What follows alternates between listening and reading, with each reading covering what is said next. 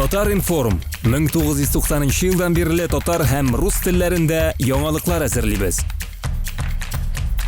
Компьютер, планшет, смартфонда. Яңалыклар, фикер, күзәтү.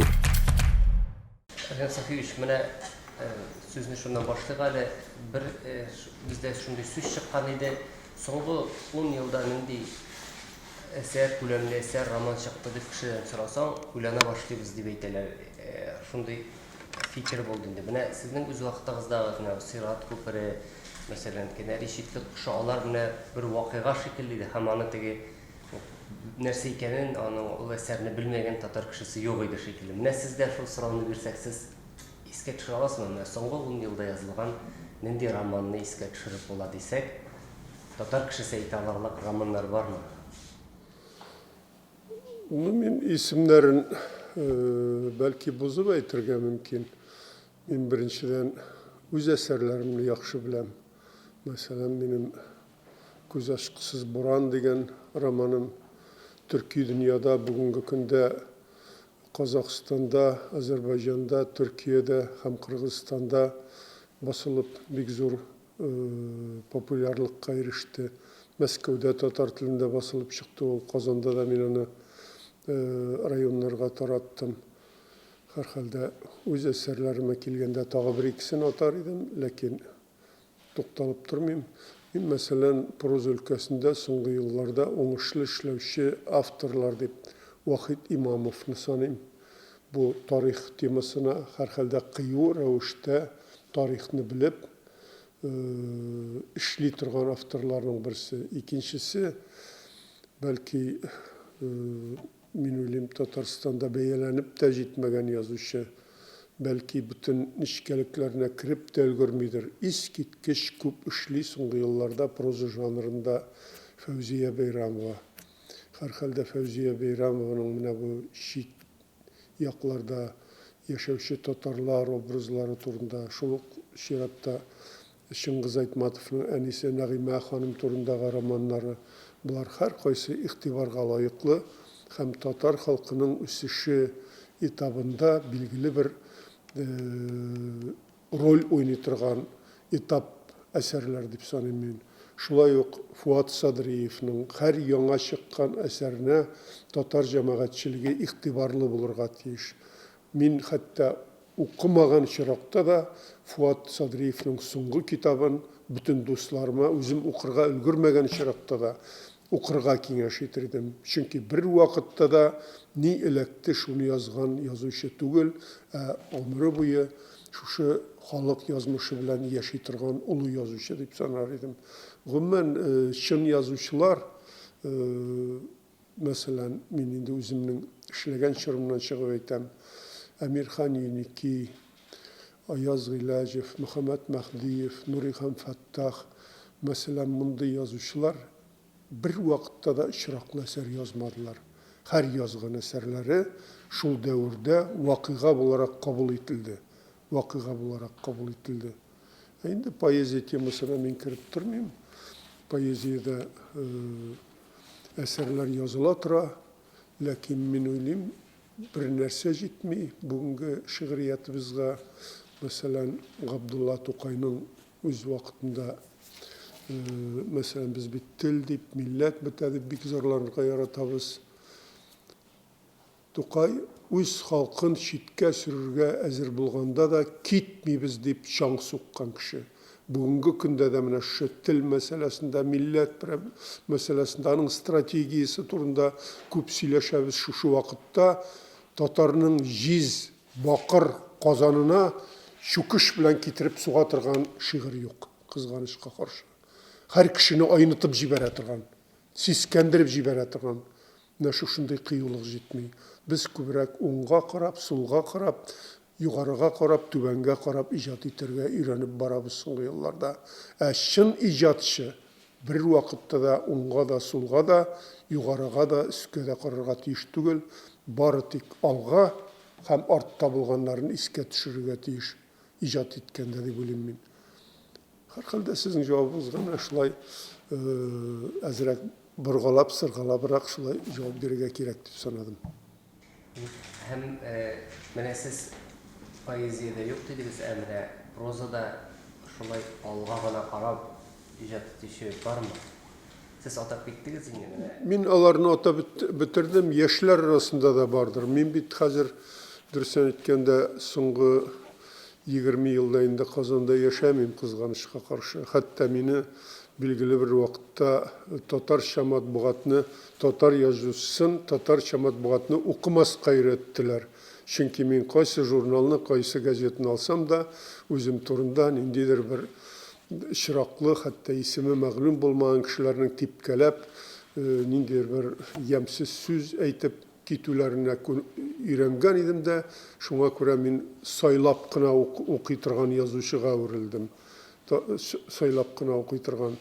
Kazan otlarım min qarab baram, lakin şuna da qaramastan bu temaga yukarıda etkenlerge üstep başka bir niye ait almayayım. Emre bir de kıyılık bulma, o nerse bilen anlatılar. Kıyılık bulma yazışı bugün azat tügül, beysiz tügül. Yazışı yaşav için akşa işlerge tiyiş. Bugünkü aytik Sovet zamanında yazıcılarının mümkünlükleri şaktı ki idi. Elbette o Irak'ta da senzuru var idi. Bugün senzuru yok desek de biz her kişinin içki senzurusu var. İçki senzurusu. Gailesini yaşatası var. Bulay yazsam bu uşar mı? Bulay yazsam bunu basarlar mı? Bulay yazsam bunu satuğa çıkarırlar mı? Bu işlegen ornumda problemalar tuğmaz mı? Hatın niyeytir, redaktör niyeytir, kurşu niyeytir, начальник niyeytir, prezident niyeytir deyip uyli başlasa yazışı, ol zor eser yaza almayındı. Zor eser yaza almayın.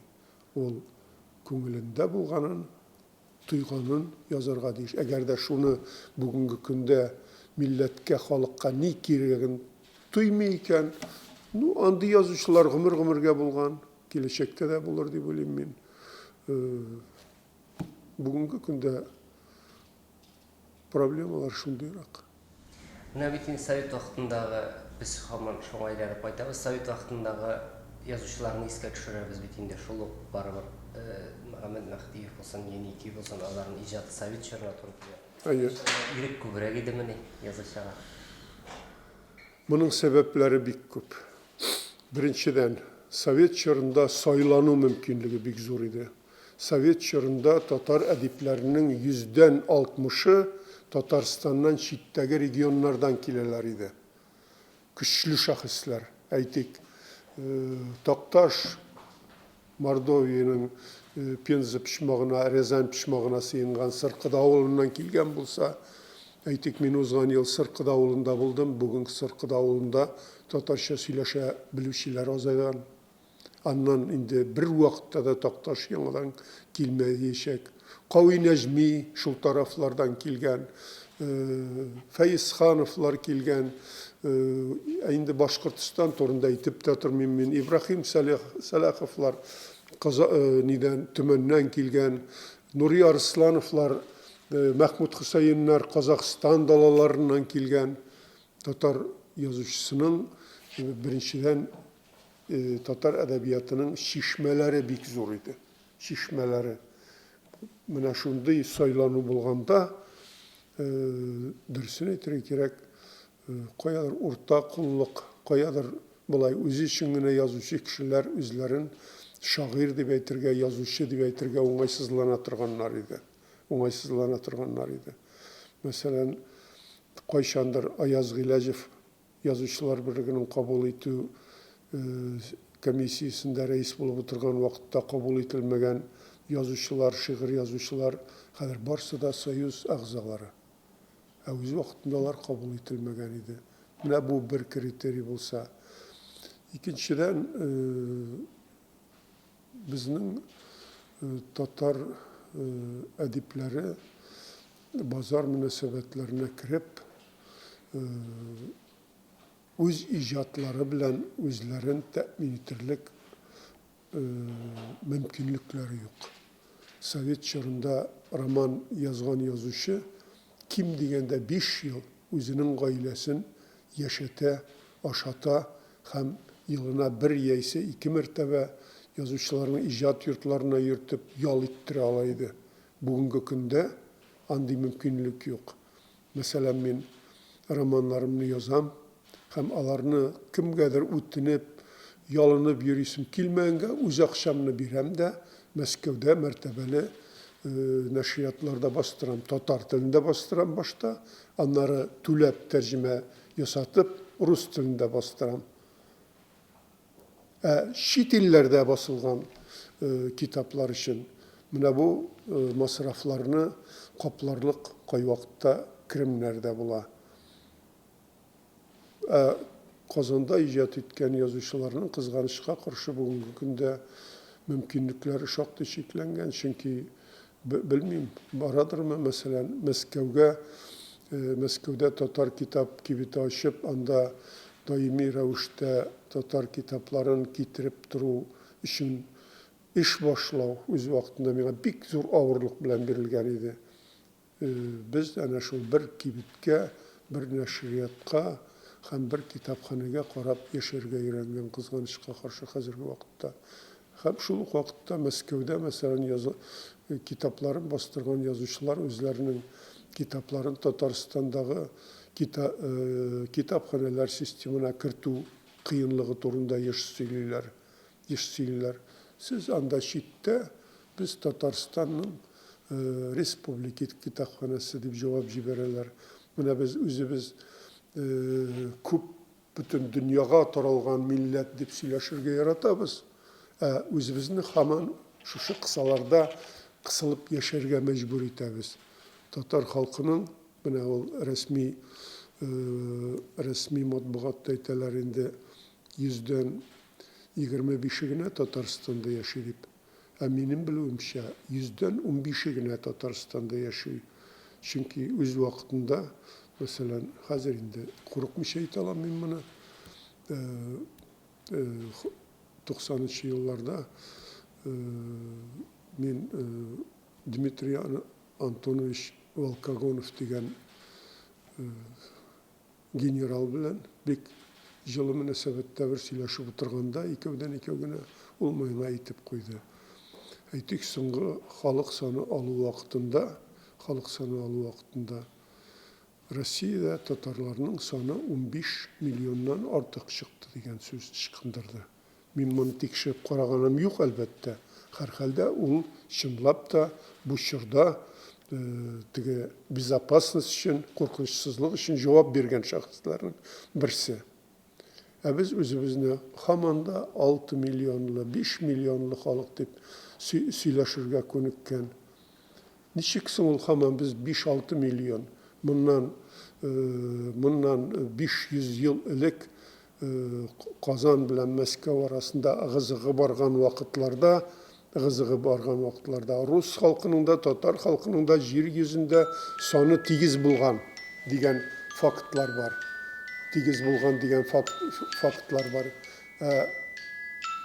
Бүген руслар 140 миллион, татарларны без һаман 5-6 миллион дибез. Бу халык кая китәсең? Бу дөньяда бит геноцид булмаган. Татар хатын-кызлары бер вакытта да балаларны азрак тапмаган. Менә шуңа күрә дә мин Мәскәүдә эшләү дәвремдә үземә бер зур ачыш ясадым. Бүгенге көндә татар белән мөнәсәбәте булмаган рус кешесен табу хәзер авырайып китте. Әйтик, сөйләшә башлыйсың бер зур тарихчы белән, бер зур русның күренекле шәхесе белән, ул әйтә, минем бабам татар булган, минем әбием татар булган, минем киявым татар, минем киленем татар. Хәтта менә шаккатырлык әйбер менә Роман Семенович Гринберг дигән институт экономиканың академик бар, Академия наук Россиянең институтын җитәкләүче. Шуның белән бер ничектер сөйләшеп утырабыз, бөтенләй инде Гринберг күренеп тора, Яһуди милләтеннән. Ринат Сафич, сезнең газетада бер мәкалә бастырасым килә минем ди. матур газета икән, мин газеталарны өстәлгә салып сөйләшеп утырадыр идем. Мин әйтәм, бездә бит татар язмышына мөнәсәбәтле яисә һич югында авторның татар булуы мөһим. Һәрхәлдә без татар дөньясына хезмәт итәбез, дип мин моңа җавап бирдем. Ул әйтә, бит у нас бездә еврейларда милләт әни буенча билгеләнә. Минем әнием татар, Әминә исемле иде, дип миңа ярты татарча, ярты русча җавап бирмәсенме. Менә шушындый фактлар кая карама.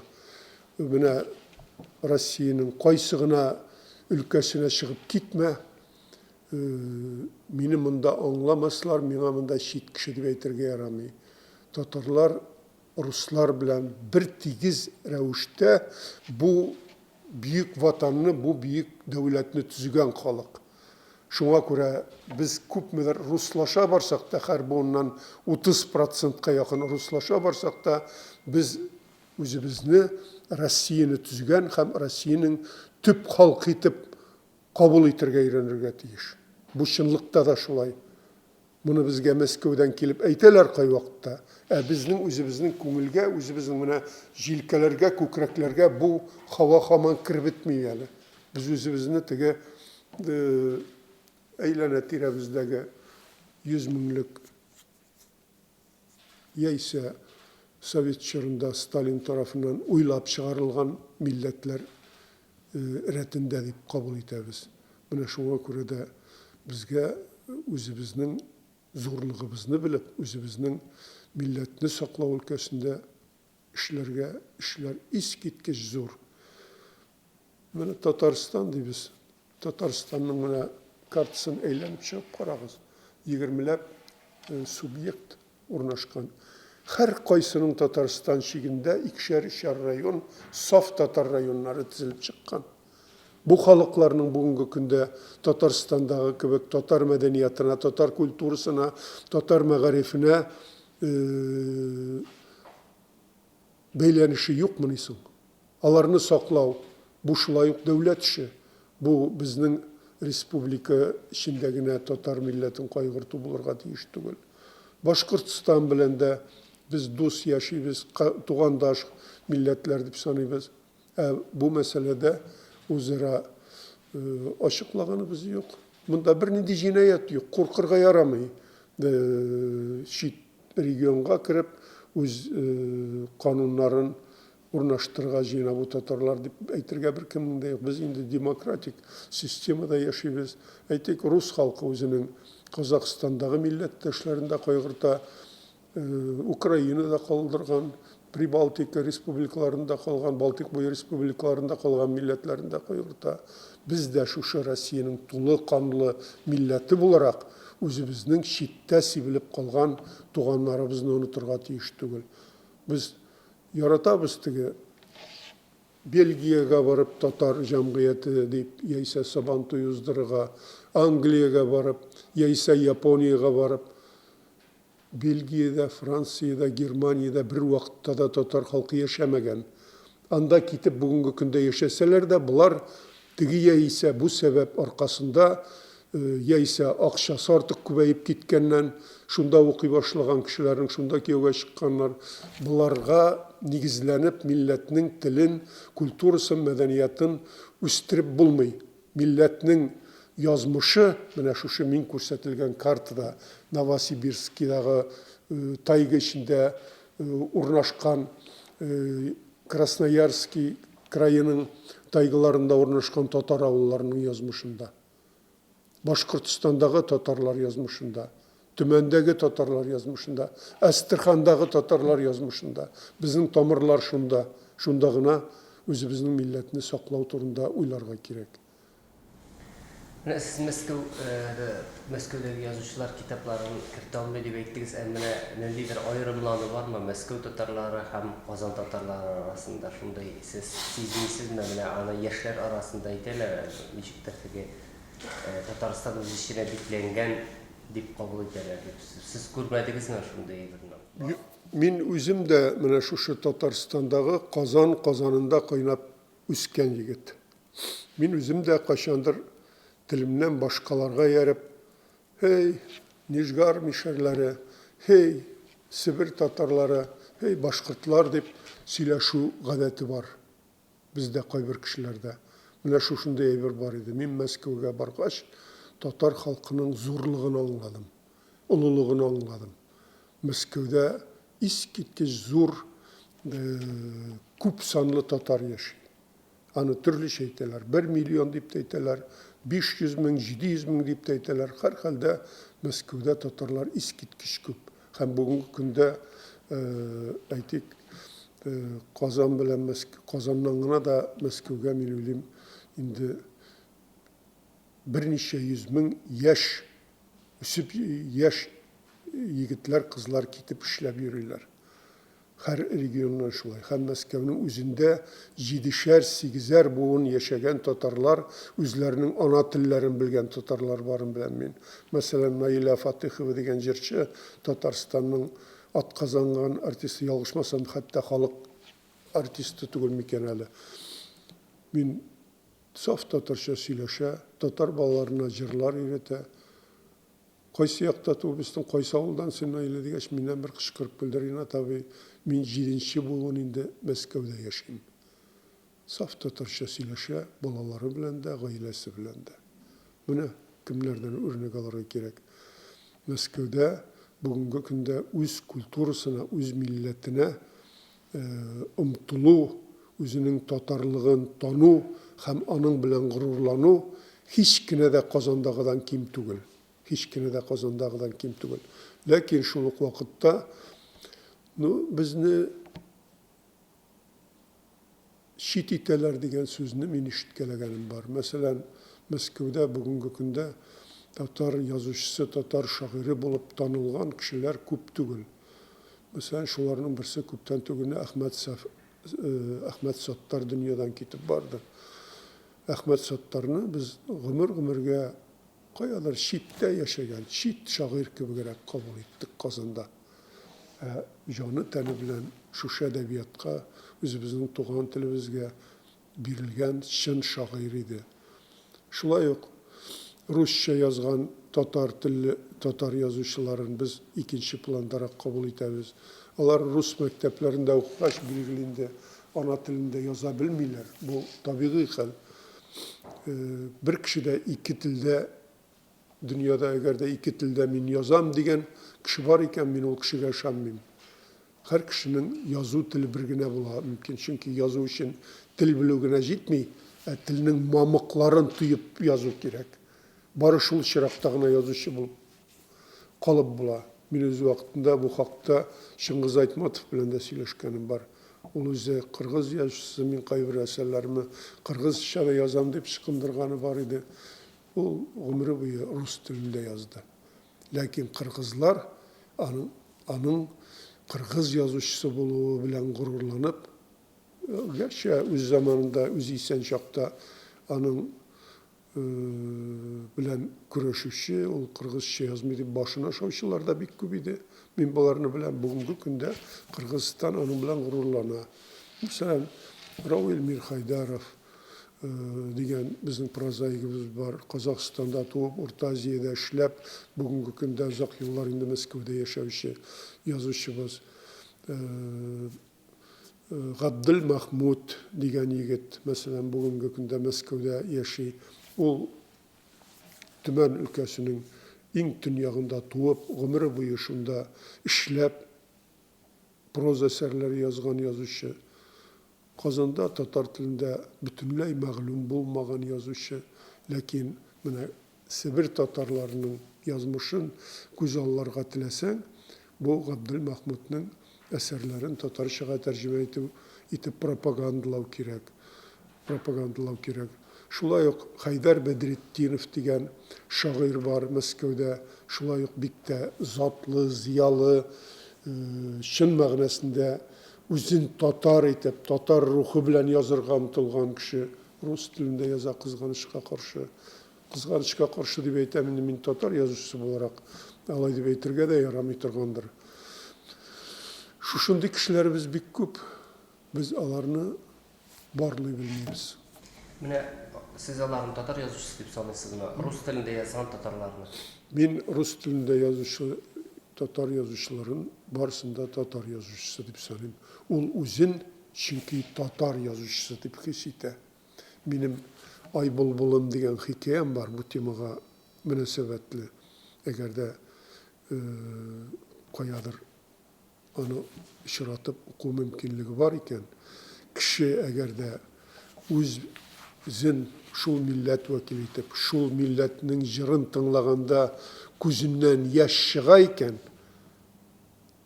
bu kişi şul milletvekili deyip sanalırga haklı deyip sanayım. Çünkü mesela bugün günde bir de gayri tabii deyip sanamayım. Tağa bir bundan son benim tuğan oğlum kişi kirmende min kaytıp isemsiz balalar desem alar здравствуйте Renat abi deyip aytırga mümkünler. Çünkü bütün mağarif sistemasını yegiga joylaştırıp biz bugünkü günde yokka çıgaruga getirip jetkirdik. Yokka çıgaruda aytik biz strategiyalar deyip söyleşeriz. Ну, Tatar tili bilen kuraş her vakitte devam etken. O tabii Fransa'da da var andi hareket, Germanya'da da var. Biz anda nice millet yaşayanın, alarının yazmışı niçik tamamlananın bilmiyoruz. Lakin dünyada Şveysarya gibi illerde var. Aytek Şveysarya'da kiçkine ilde 4 devlet dili, her kaysı resmi diller sanalıyorlar. Hem her kaysında birinci klastan hem vuzga kadar hatta akademiye kadar öz ana dillerinde icat ettiği yazı hem dünyaya çıkım şartları tutulgan. Bizge mine şundan örnek alırga gerektir deyip sanayım.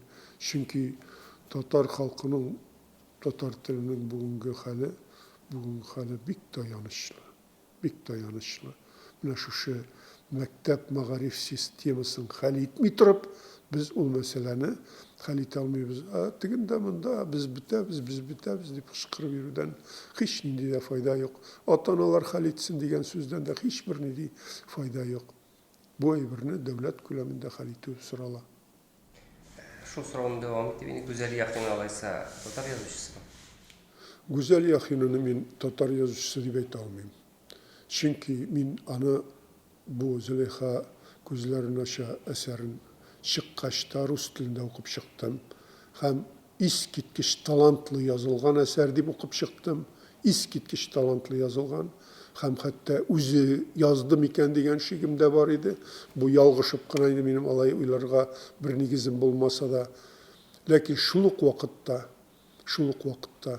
bu eserde Tatar milletin yoklav, Tatar milletinin nindidir sıfatlarına suklanu, alarının içikte bulsa yukarı kütergen tulunu min duymadım.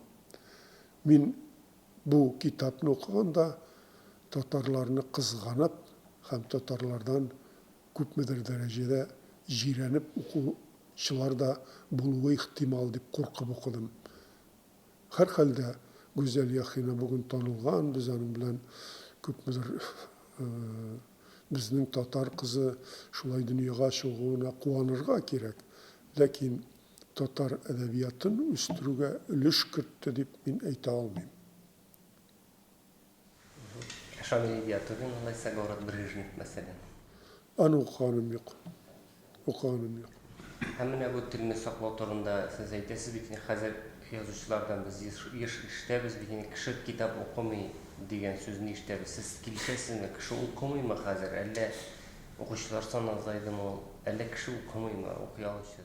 Kişi okumay degan soruğa meni bik jingilgene cevap bir almayayım. Mesela bundan 10-15 yıllarlık ben Türkiye'de daimi revişte bulup duram. Bütün bir kompüterga koşup, telefonga koşup bitken idi. Bütün kişinin kolunda şunday bir. Bugünkü günde, bilasizmi, hatta Avrupa illerinde kaya karama kitap okuylar. Kaya karama kitap okuylar. Kişi okuy. O Безнең укымыйлар дип әйткәндә, безнең телебезнең активлык даирәсе шул кадәр кысыла бара. Безнең ана телебездә хәтта сер түгел, мин татар авылында туып үскән кешеләрнең дә кайберләренә татар китабы турында кайгыртып сүз. Китапны һәркем укый инде, бөтенләй бер компьютерда бар дип җавап биреп җибәрәләр. Компьютерда бар. Бөтенләй бер компьютерда бар. Бу дөрес әйткәндә дөрес сүз түгел. Мәсәлән, кичә генә миңа шулай бер дустым сорау биреп куйды. Менә аудио китаплар чыгара башлады Татарстан. Моны хуплыйсызмы? Хуплыйм әлбәттә. Бу заман өчен кирәк. Ләкин аудио китап бер вакытта да ташка басылган, кагазгә басылган китапны алыштыра алмый. Кагазгә баскан китап үз күзләрең белән укыганда кичерү белән колак ишеткәнне кичерү икесе бөтенләй башка бер. Моны теге бу эшнең белгечләре, медиклармы, психологлармы дөрес аңлата белер. Ләкин мин үз күзем белән укып, ишеңнән шуны кичереп укымасаң әдәби әсәрне кабул итә алмыйм. Хәтта кинодан карауда башка бер бөтенләй. Ул тиз онытыла. Үзең укыган әйбер ул мәңгегә җанга сеңеп кала дип уйлыйм мин. Китаптан да кадерлерәк, зуррак, байрак чыганак юк кешелек өчен. Әле аны уйлап тапмаганнар. Ренат Сафиевич, телне ничек сакларга була? Менә сез әйттегез, 7 буын саклаган дисез, әйме? Хәзер менә ничек хәзер? Ул айрым очраклар. Бүгенге көндә, әгәр дә без мәгариф системасын, мәсәлән, татар авылларында татар мәктәпләрен торгызу проблемасын куймасак, торгызу бер хәл, авылларның хәзер авылда яшьләр калмый. Ни өчен калмый? Чөнки авылда эшләргә урын юк. Шуңа күрә безнең Татарстанда гына булса да татар авылларын ныгыту, саклау буенча безгә бик зур эш эшләргә кирәк. Чөнки татар авылында, әгәр дә безнең мәдәниятыбызның тамырлары татар авылында, рухыбызның, әхлагыбызның тамырлары татар авылында, шуннан башларга кирәк. Һәм икенче инде мәгариф системасын. Әйтик, ни өчен моннан 50 еллар, 100 еллар элек татар телендә укып өйрәнгән кешеләр дөнья күләм билгеле академиклар булып үсеп җитә алган, күренекле кешеләр булып үсеп җитә алган, бүген алар бары башка телдә укып кына кеше булырга тиеш дип уйлыйлар. Бу ялгыш фикер. Һәр кешенең ул инде геннарына салынган, үз ана телендә генә гыйлемне, фәннең бүтән өлкәсен өйрәнгәндә, кеше чын мәгънәсендә тулы канлы булып җитешә ала.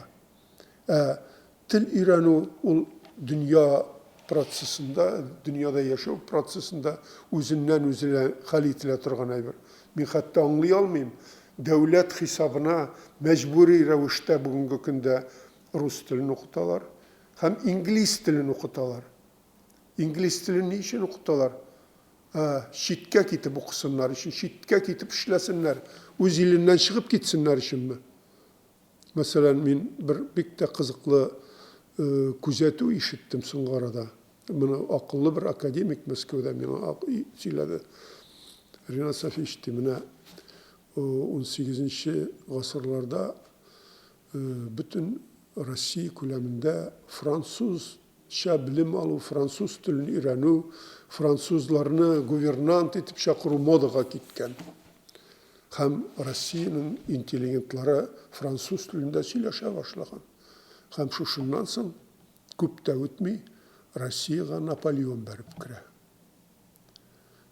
Шуннан соң 19 гасырның икенче яртыларында, 20 гасыр башларында бездә Россия күләмендә һәр җирдә СССРда соңрак немец теле өйрәнү, төп тел немец теле иде, әле без үскәндә дә чит телләрдән. Һәм 2 тапкыр Германия бәреп керде. Biz менә соңгы бер 30 елда шул кадәр тырышып балаларыбызны инглиз теленә өйрәтә башладык. Әгәр дә теге аналыкларга кулак салсаң, Biz özümüzni нәрсәгә әзерлибез? Англияда, Америкада бүтүнәй бер яхшы дип өйрәтәбез балаларны. Бүтүнәй бер алдагүл дип өйрәтәбез. Ә үзебез патриотизм турында сөйләшергә җыенабыз. Россиядәге патриотларны тәрбиялисебез килсә, без рус телендә һәм һәр милләтне ана телендә тәрбияләргә тиеш. Шушай берне эшләми торып, чын патриотлар Россиядә җитешмәячәк. Менә шуңа күрә кая карама, космонавтикада булсын, хәрби заводларда булсын, кая карама сатлык җаннар килеп чыгып тора. Кая карама илне саталар. Чөнки безнең тәрбия системабызда менә шушы милли тамырларга биргеп тәрбияләү бераз икенче планга күчте соңгы елларда. Икенче планга күчте.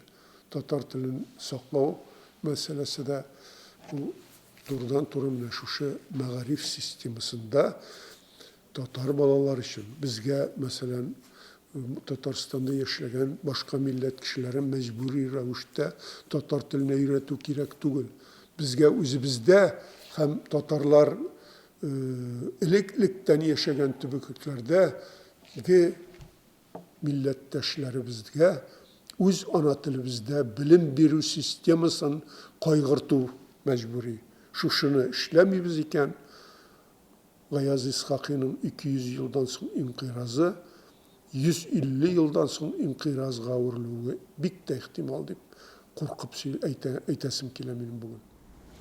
Siz ничек уйлыйсыз менә бу инкыйраз турындагы фикерен? Ул теге программалаштырып куйган шикелле түгелме? Ну, акыллы кеше, чөнки белә, ул чорда да әйтик, татарны чукындыру, аны икътисад ягыннан кысу, патша хакимияте, патша власты тарафынан бик көчле рәвештә бара. Гаяз Исхакый бит Казан чикләрендә генә, каядыр Чистай чикләрендә генә чикләнеп калган кеше түгел. Ул ил буйлап, дөнья буйлап гизгән, күргән, киң рухлы булып фикер йөртә белә торган шәхес һәм бу әсәрне ул язып, дөресен әйтергә кирәк, бик зур каһарманлык кылган дип саныйм мин. Әгәр инкыйраз, димәк, бетүгә юл дигән сүз. Бетүгә юл, әйтик, анда да бит бер мугаллим йөри, татар милләте турында докладлар укып, безнең дә һәр менә милләтне саклау турында шөгыльләнүче оешмаларыбыз күп, милли темага сөйләүче каһарманнарыбыз бик күп. Сез игътибар иткәнегез бармы? Татарский национальный культурный автономия диләр, теге милли мөхтәриятләр ешты хәзер. Шуларның җыелып утырган җыелышларында, хәтта мин анда үзем дә әгъза булып бер елга якын тордым. Катнашканым бар минем. Анда татарча сөйли башлагач, "А перевод будет?" дип кычкыралар. Уңнан да, сулдан да, алдан да, арттан да. Үз ана телендәге сүзне дә аңламаган кеше ничек милли мөхтәриятне җитәкли алсын? Беренче шарт шул. Ну, безнең инде бүтән дөнья татар курылтаена җыелабыз. Анда да бит барысында рус телендә сөйләшәбез. Әйтик, рус телендә сөйләшәбез. Астраханнан килгән бер татар авылыннан килгән кешегә сүз бирмибез.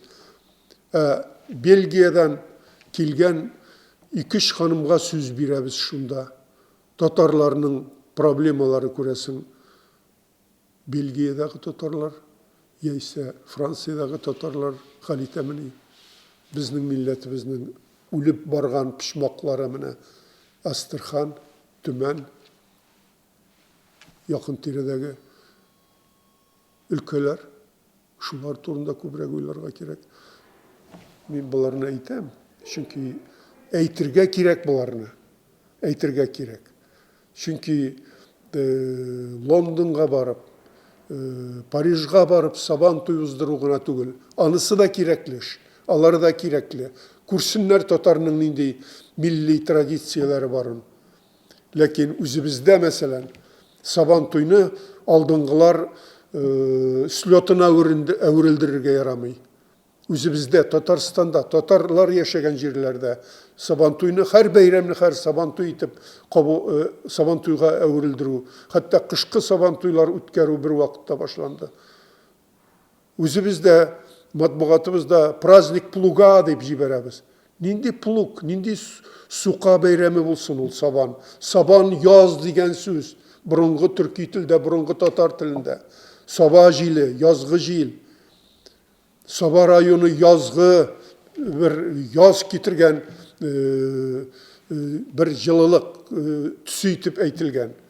Без хәтта үзебездә Сабантуйның да хәтта нәрсә икәнен югыйсә аны белгечләр белә, ләкин пропаганда җитенкерәми. Яшисебез килә икән, безгә һәр җирдә бик тә белемле, өлгергән һәм игътибарлы кайгыртучан булырга кирәк. Шунсыз алга китеш булмас. Siz matbuatı okumuyorum diye ettiniz şimdi hazır. Алай дип әйтмәдем. Tatar matbuatını. Укыйм. Kıysa sayımı sevdirdiniz matbuatlarında. Татар матбугаты тор. Нәрсәсе ошау итми сезгә? Татар матбугатын ошамый дип әйтергә минем хакым юк әлбәттә. Бәйсез матбугатлар аз. Бәйсез дигәндә мин теге уңга сулга кизәнеп кемнедер хурлау политикасы дип әйтмим. Матбугатта күпмедер халыкның уйлаганын әйтеп бирүче авторлар булырга тиеш. Халыкның уйлаган. Рәсмилек белән генә халыкны үзеңә каратып булмый. Рәсмилек белән генә. Әлбәттә, рәсми карашта булырга тиеш. Ул дәүләт карашы. Ләкин шул вакытта теге милләт турында кайгырткан, авыл турында кайгырткан, шәһәр турында кайгырткан, ата-аналар, хатын-кыз турында кайгырткан, һәр кешенең бит үзенең бер кичкенә генә булса да бизиге булырга тиеш. Алар да матбугатта даими чагылыш табып торырга тиеш. Беренчедән бу. Икенчедән, татар матбугаты, хәтта рус телле Татарстан матбугаты да Татарстан чикләренә киреп бикләнде. Читкә чыгу юк. Юк.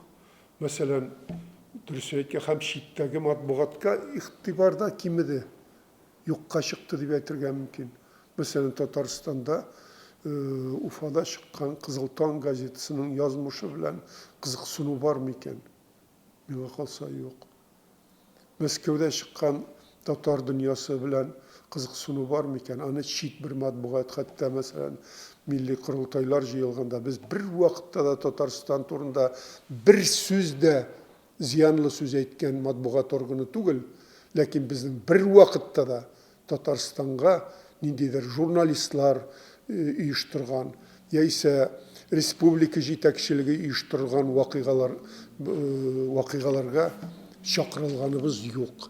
Хәтта татарның бөтен дөнья курултаенда да безнең газетаны бер вакытта да ихтирамлы итеп санап, кунакка чакырганнары юк. Югыйсә безнең газета бүгенге көндә иң зур тираж белән тарала. Нидән Балтикадан Татар бугазына кадәр теләсә кайсы татарлар яшәгән регионнарга без үз хисабыбызга конвертларга салып, аларны җибәреп торабыз. Чит илләрдә алалар 20дән артык чит илдә безнең подписчиклар, иганәчеләребез бар. Хәтта Австралиядән бер кеше үзе Кытай телендә башта язды, аннары рус телендә язды. Татар кешесе. Мин әйтәм, сез каян интернеттан алып җибәрдегезме? Юк, инде мин 5 ел газетагызны алдырып торам ди. Америка Кушма Штатларында да газетабызны укыйлар, Аллага шөкер. Мен әзрәк кенә тар күңелле булырга ярамый. Соңгы елларда Татарстан дөресен әйтергә кирәк, искиткеч күтәрелде.